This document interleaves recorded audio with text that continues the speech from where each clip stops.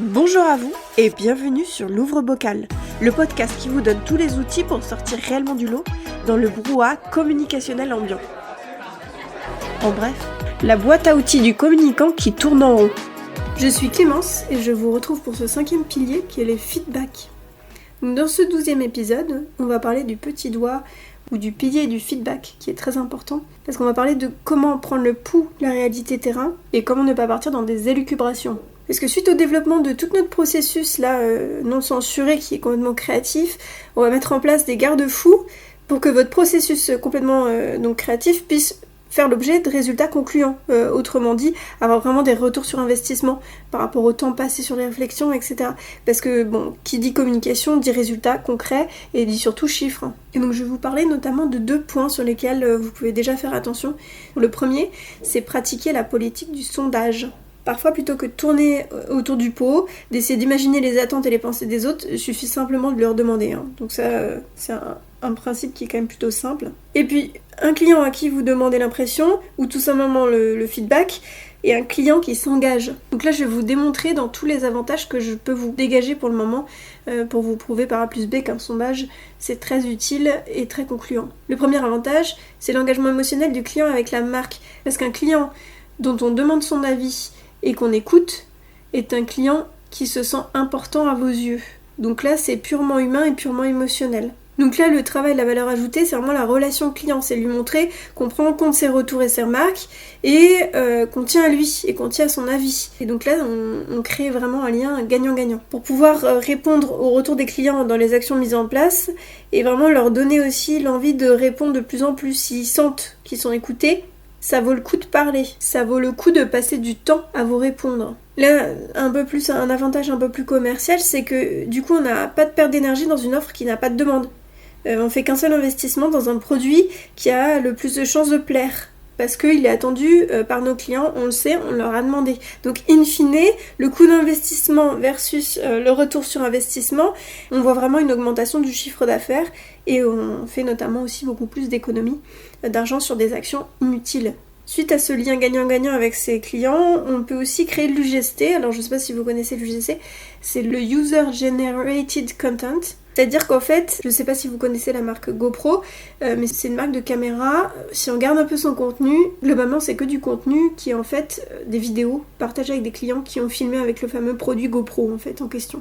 Et donc là c'est bien plus utile et bien plus intéressant parce que c'est le client qui parle et qui est ambassadeur de la marque. Donc le fait de pouvoir récupérer les retours de clients les plus satisfaits, ça fait qu'ils deviennent nos ambassadeurs et donc ça va convaincre d'autres clients. Un autre avantage, c'est de pouvoir rectifier une stratégie mise en place par votre entreprise si vous sentez qu'en fait vous n'allez pas dans le bon sens et que la connexion avec le client n'est pas forcément bonne ou qualitative. Un autre avantage, c'est de pouvoir consulter les freins éventuels d'achat et les résoudre. Il suffit de demander au client qu'est-ce qui va pas et de trouver des solutions à ces frustrations, ces problèmes si on peut faire un petit parallèle avec l'épisode sur les alliances et les relations, le premier point c'est de pouvoir écouter et comprendre. Un autre point, un autre avantage, c'est de pouvoir cerner le budget que la cible peut allouer à ce type de produit ou de service, parce que du coup on sait qu'on va pas tomber à côté. Un avant-dernier avantage, ça va être de cerner quels peuvent être les concurrents potentiels. Et le dernier avantage, c'est cerner quels peuvent être votre public cible pour un lancement de produit ou un lancement de service. Alors pour pouvoir pratiquer ces sondages, je vais vous parler de quelques exemples de sondages et notamment de demandes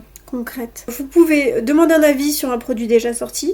Vous pouvez également sonder la demande d'un produit, d'un service que vous projetez de sortir, de mettre en production, les fameux coûts qu'on peut économiser. On peut interpeller les clients qui ont testé vos produits pour qu'ils puissent en parler. On peut aussi construire un produit, un service en collaboration avec vos clients et faire en sorte de co-créer avec eux votre prochaine nouveauté. Et là c'est extrêmement puissant si vous pouvez faire ça parce que déjà de 1 vous pouvez vous garantir d'achat de personnes qui ont collaboré avec le produit et donc du coup il y a aussi un lien émotionnel, mais également vous pouvez aussi énormément renforcer le lien avec vos clients. Vous pouvez également leur demander quel type de contenu ils pourraient souhaiter à propos de votre marque, donc si c'est des backstage, si c'est du contenu d'experts sur votre cœur de métier, si c'est de la culture générale en rapport avec votre domaine, si c'est sur vos actualités ou encore votre lancement de produit ou service. Parce que cette question peut vous permettre de notamment travailler votre contenu et solliciter bien plus d'engagement sur votre contenu s'il a du mal à connecter avec la cible. Je vais vous parler de quelques outils de sondage. Je vous ai développé le tout en 2 parties, sur les réseaux sociaux et aussi de manière générale l'emailing.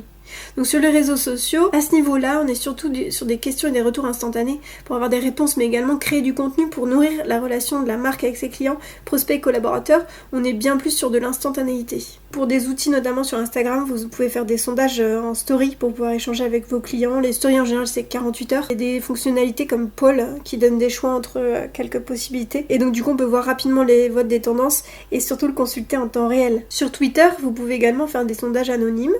Sur Facebook, vous avez des sondages à la vue de tous, donc c'est des sondages publics, l'organisateur peut voir toutes les réponses. En général, c'est sur une durée que vous définissez vous-même et les résultats sont visibles en temps réel pour tous, donc c'est aussi y compris ceux qui ne participent pas au sondage, mais également les participants peuvent rajouter des nouvelles possibilités de réponses s'ils souhaitent. Pour finir un peu cette question de réseaux sociaux, je ne sais pas si vous connaissez le podcast Super Daily, il me semble que je vous en ai déjà parlé dans un autre épisode. C'est un podcast sur le marketing digital et notamment sur tous les réseaux sociaux et il y a beaucoup de tips, ils expliquent très très bien tout ce qui est réseaux sociaux et le fonctionnement de chaque chose, les tendances, etc.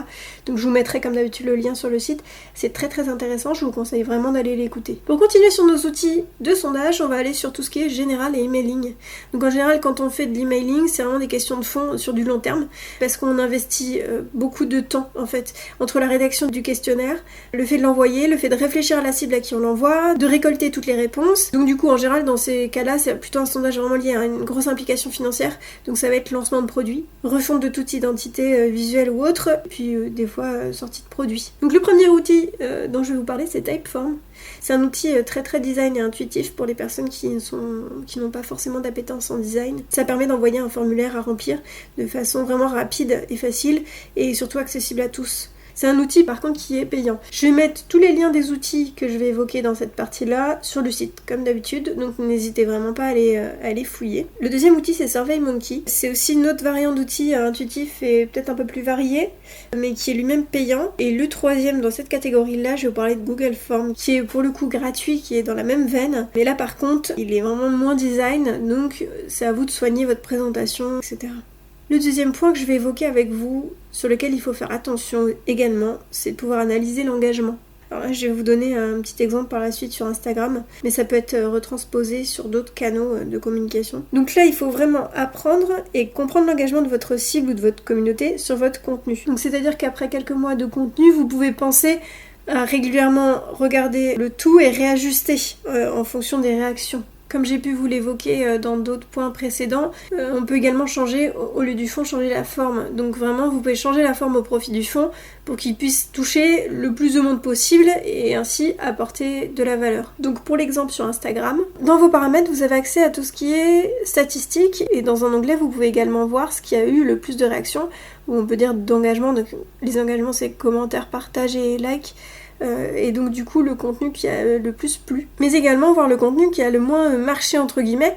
Et donc là faut pas hésiter à demander à votre communauté quand vous avez un doute sur le pourquoi du comment le contenu n'a pas forcément plu par exemple. Et donc de cette analyse là vous pouvez regarder ce qui a marché, ce qui n'a pas marché, tenter de modifier votre contenu pour qu'il ressemble un peu plus à ce qui a déjà marché et pouvoir analyser aussi au-delà de ce qui marche. Qu'est-ce que c'est? Est-ce que c'est du contenu qui demande de l'engagement? Est-ce que c'est du contenu d'expert? Est-ce que c'est du contenu participatif, concours ou autre par exemple, etc. Donc c'est à vous aussi de regarder régulièrement et de prendre le pouls de tout ça. Et donc à l'image d'Instagram, comme je vous le disais, vous pouvez faire vos propres statistiques si vous n'arrivez vraiment pas à comprendre les statistiques qui vous sont offertes par les réseaux sociaux. Et donc comme je vous disais, en décortiquer la forme, chercher une confirmation auprès de votre communauté et faire évoluer le contenu. Et donc du coup c'est un cercle interne-externe, comme ce qui a pu être évoqué par exemple dans le système de la roue de la création avec Étienne Gigant dans le 3e pilier.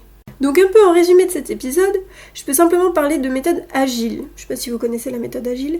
C'est une méthode d'essai-erreur en fait. Parce qu'en communication, et même généralement quand on parle, il y a plusieurs étapes. Il y a ce qu'on veut dire, comment est-ce qu'on veut le dire, comment est-ce qu'on le formule concrètement vis-à-vis d'autrui, comment est-ce qu'autrui l'entend, mais après également encore, comment il le reçoit émotionnellement, etc. Donc en fait, dans ce trajet, l'information a vite fait de se perdre. Et donc n'hésitez pas à consulter et dialoguer même avec les personnes à qui vous vous adressez et pensez à clarifier au maximum le tout. La méthode agile, c'est simplement dans une dynamique d'essai-erreur. En fait, on tente, on reçoit et on prend le temps d'écouter les feedbacks. Ça peut aussi même parfois passer par nos collaborateurs qui peuvent eux avoir des informations via le terrain que nous, on n'a pas forcément. Et donc, à travers tout ça, l'écoute, la formulation, le partage, etc. et les retours, ça peut nous permettre de garder ce qui va et faire évoluer les points de difficulté. Et c'est donc à ce moment-là qu'on parle de méthode agile.